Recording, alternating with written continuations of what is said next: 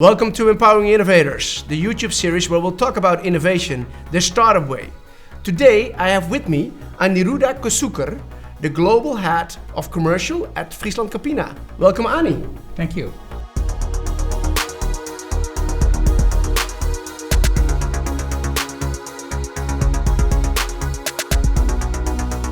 So Ani, we started our journey about 4 years ago, bringing startup thinking to large corporate innovators like Unilever, where you were still employed at that time.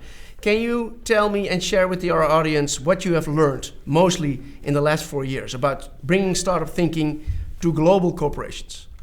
So Patrick, maybe let me introduce FrieslandCampina, where I currently work. FrieslandCampina is one of the leading dairy manufacturers in Europe. Just to give you an idea, we process 12 billion kilos of milk every year, which translates to 1.5 million kilos every minute. So that's really the kind of scale we have. I think what is more interesting for me is it's owned by 19,000 farmers approximately, mostly based in the Netherlands, but also Belgium and Germany. And these are our true entrepreneurs. They are owners that started on their own farms, and therefore it's in our DNA. So, and the reason I do this introduction is because for me, the journey I have been on the last 2 years especially has been a bit about finding our roots in a digital way with all the possibilities that technology enables me. You talk about 4 years ago, it's interesting because one of the biggest discoveries I made is about myself. One of the things I learned 4 years ago is that it's not just corporations, but it's also individuals who need to invest and develop a new age of working. I call it the 21st century way of commercial. And for that, you need to have humility to learn these new skills. It's a transformation for me as much as it is for the companies I have worked for. And that's been my greatest learning in the last 4 years. But once you get past that hurdle, it's a very exhilarating experience. I think you enjoy the new way of working, you enjoy the speed, and you enjoy the quick impact that you can make on businesses. So let's talk about transformation. And what was the personal transformation that you've gone through on this journey in the last 4 years? What are the key things that you've learned that you didn't know before, or were not practicing before? So personally, I have been trained in a system which is geared towards risk management. So one of my one of the things I've always learned, and I have done, and I probably have done reasonably well, is to work on ideas, work on projects where the whole emphasis on how do you minimize the risk to the company, how do you make commercial success, how do you build scale. It's a different way of working. I think it worked at a time when I started my career because there were benefits to scale. And everyone was after big innovations and make them bigger. The only difference that has happened in the last few years is technology now offers many possibilities. So you have a new breed of competitors that did not exist in the market. These guys go fast. So the new definition of winning is not about how big you are, but how quickly you get there. And that means a new approach. And that was my personal transformation.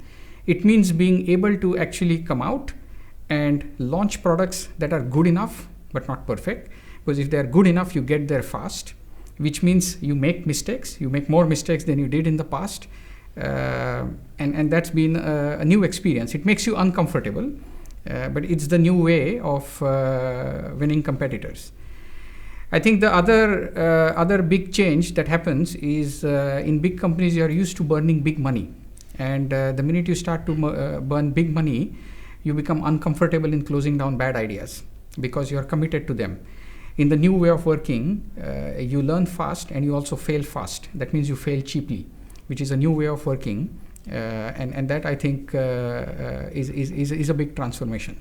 It's a big mindset in the company because it's not just one or two people, or it's not just one or two functions. There's a whole company that has to work in that way. So for example, you can imagine what impact it has on functions like regulatory affairs, or on quality assurance. These functions have over the years successfully shielded the company from major mishaps, and rightfully so. Therefore, they start to look at this with some amount of skepticism. Hey, how does this work in the new world? What happens if you make a mistake? What does failing small mean? What do you tell them then?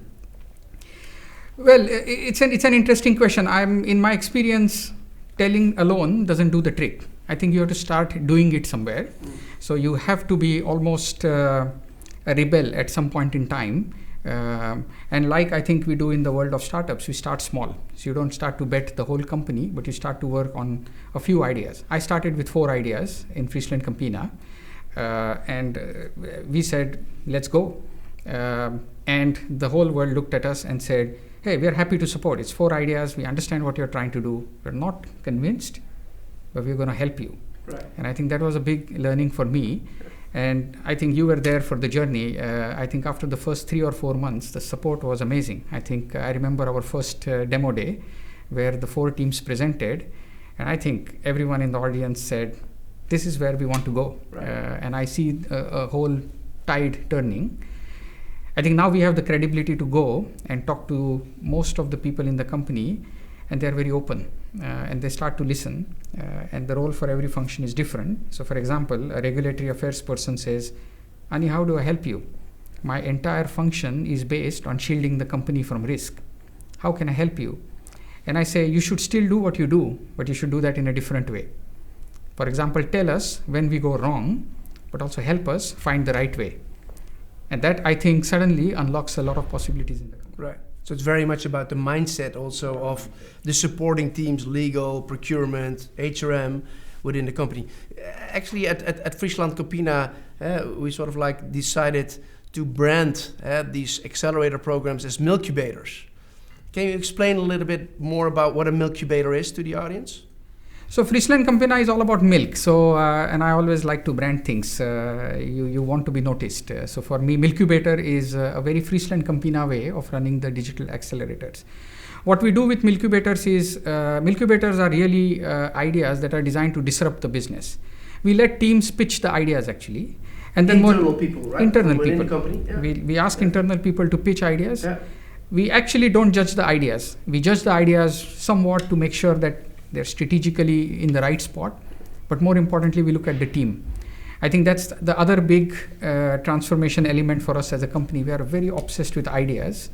I think the trick is to look at the team. I much rather have the best team on an average idea rather than the other way around.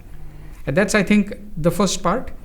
Once we have selected the teams and we don't do more than 2 or 3, then we provide them with funding.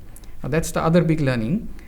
My role. And not 5 million or 10 million, right? No, it's not at all in that list. There are a few zeros less. Money. It's pocket money. Right. The most important thing is then my role, our role as the leadership becomes that of investors. We're not managers anymore.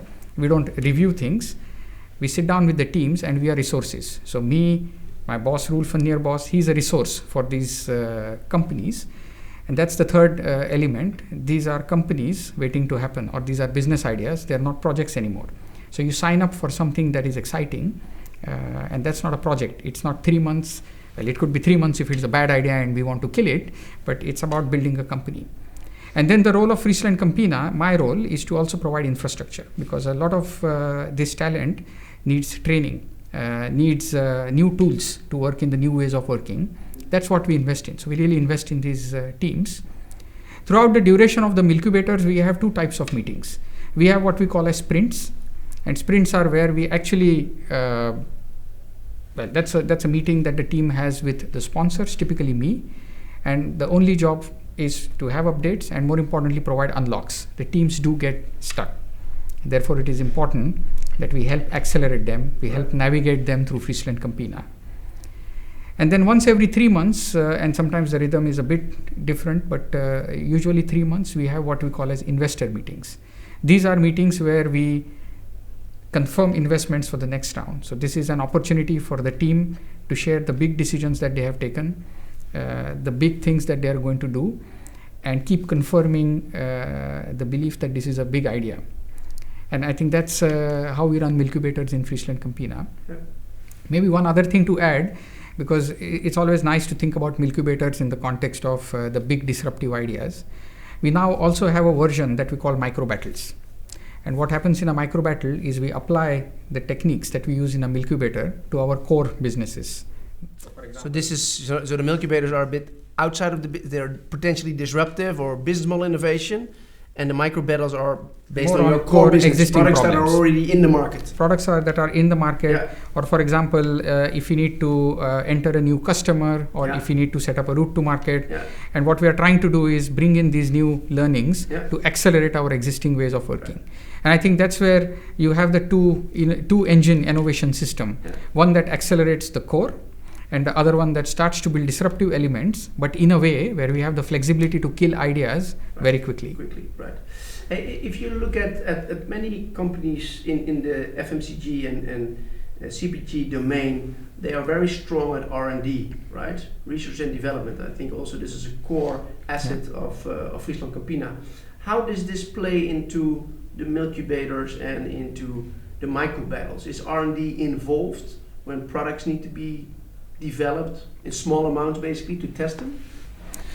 I think that's a very important question. I think R&D is an equal partner in the journey. We would not be where we are if we would not have R&D involvement along the way.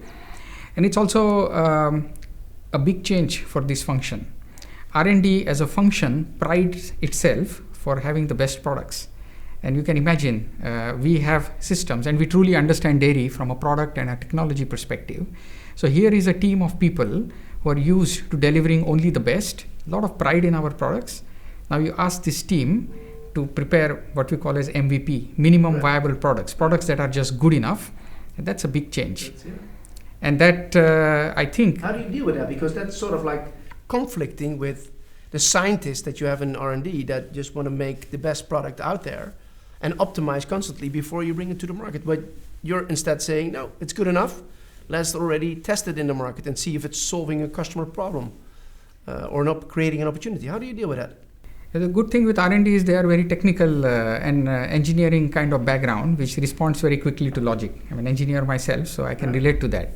So I think what R&D buys into is not necessarily the thought of an MVP, but they buy into the whole concept. And it's actually very liberating for them as well. In fact, it's very interesting. When we started sharing the thinking, a lot of them even said, hey, this is how it used to work 20 years ago, 25 years ago.